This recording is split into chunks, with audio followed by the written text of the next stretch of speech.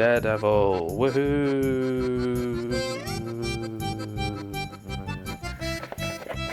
Hello and welcome back to Blues Armory, where today we're starting something new. Let's get into it.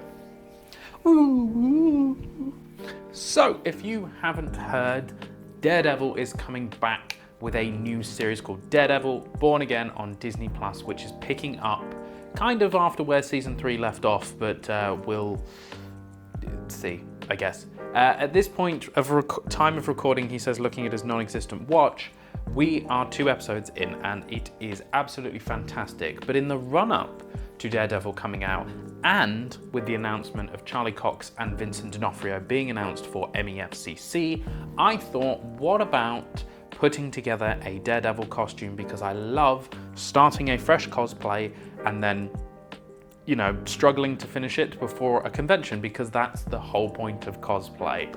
So let's talk about my upcoming Daredevil Born Again cosplay. So I'm going to start with the things I do not have yet, which is the suit.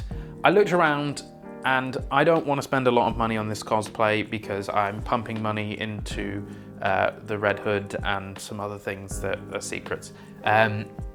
So I wanted to do this as cheap as possible, and a lot of people recommended Leather Fashion Valley or White Sheep Leather. I know these are both suppliers, White Sheep Leather being probably the most renowned Captain America cosplay. I've seen Cosplay Chris do a lot of White Sheep Leather stuff as well, and they both seem fantastic. But you are looking for, on the White Sheep Leather side of things, a Born Again Daredevil costume coming in at about $699, which is really not what I wanted to spend. So we had a little search around and we've gone with one of those cheap Chinese cosplay sites, which, to be fair, I have bought from one of them. I've bought from Cosski, my Imperial Officer and the undersuit for my Mandalorian are both from there, and the quality is totally fine. Both of them have been tailored and they look fantastic now, so I'm comfortable buying from those. We're going with a new one called Unibuy Plus. Never ordered from them, but messaged a few other cosplay creators on Instagram that have bought from them, and they gave it the thumbs up and said the quality is pretty good. So we've gone with a Daredevil Born Again red textured to an extent, which is nice, suit, and that cost about $100, with a coupon code, $175, which I think is an absolute bargain. So that is being put together and it will be shipped and on its way, I'd say, in like 2 or 3 weeks. And then we're definitely going to have to get it tapered, because obviously the Matt Murdock Daredevil look, you want that slight superhero V, and you just want it to be, you know, form-fitting to you. So that's going to come with the suit, the vest that sort of goes over the suit. It does come with a cowl. We won't be using that. It's going to come with braces, it's going to come with gloves, and it's going to come with leg gaiters as well, which is pretty much everything I need. It also comes with the holster on the side with the billy clubs in there, which is fantastic.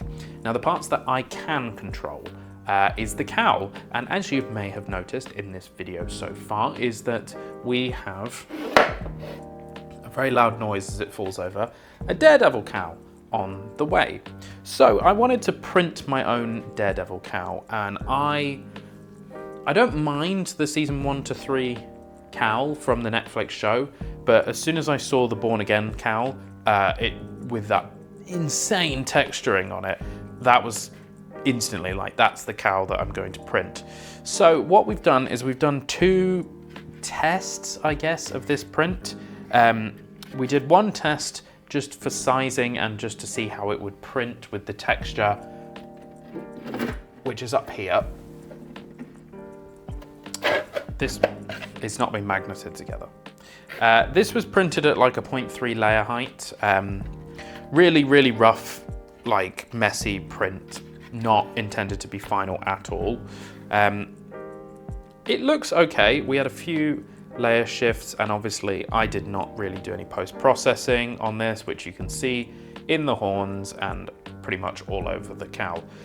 It's actually okay for being printed in such low quality, having a massive amount of layer shifts. Like if you look there, you can see the layer shift was huge. But it was great for sizing, and it was great to see it kind of fits me. It's a little bit small, but it kind of fits me. And then I thought, just for fun, I would paint it, just to like test the paint, to see if I could do the paint job on it. And I also sort of wanted to test the magnet system, which I have not done because the magnets I've ordered are way too big. But it will kind of go together like this. It goes onto your head, it slides on, and ta-da, you are Daredevil. Woohoo! Pretty cool though. That was my test. Test came out pretty decently, and if it goes back, you go in. And it's collapsed. Anyway, it's a cool display piece, and I'm considering just having Charlie Cox sign it, and I can keep it forever. Test number 2. This was printed at a 0.15 or a 0.2? 0.15. 0.15 layer height, which helped with the quality on the texture. Unfortunately, we once again had massive layer shifts. I don't know why. I don't usually have this problem with my Elegoo Neptune, but for some reason it did. And then there's, you know, some rough texture on the bottom of it. It's not a perfect print. Even the top is not perfect.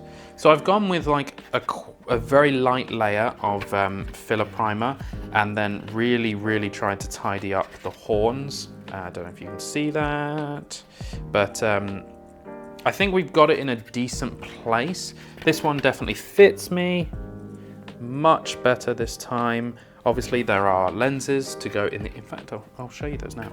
So there's other little details as well. We've got these little eye lenses which sit inside the helmet to make you not look as googly-eyed.